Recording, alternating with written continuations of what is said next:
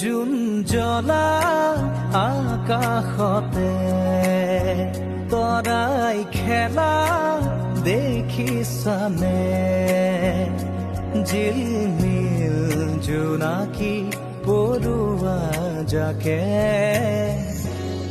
নমস্কাৰ বিশ্বনাথবাসী, আপোনালোকৰ বাবে এটা সুখৰ খবৰ লৈ আহিছোঁ। অসমীয়া যেন গোন্ধ থকা অসমৰ অন্যতম এটা ব্ৰেণ্ড হৈছে কন্যাকা।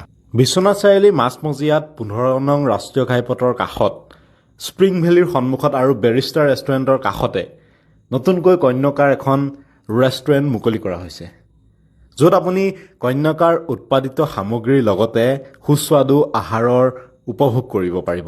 আমিও যাওঁকে বুলি ভাবি হঠাৎ ৰেষ্টুৰেণ্টখনলৈ গ'লোঁ। ৰেষ্টুৰেণ্টখনৰ ভিতৰত সোমাই যেন কিবা অসমীয়া গোন্ধ এটা আহিল।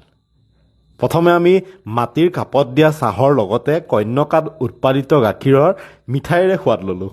মেনুখন চাই গম পালোঁ ইয়াত সকলো ধৰণৰ ফাষ্টফুড আইটেমেই এভেইলেবল আছে, লগতে তেওঁলোকৰ ভাতৰ থালিৰো ব্যৱস্থা আছে।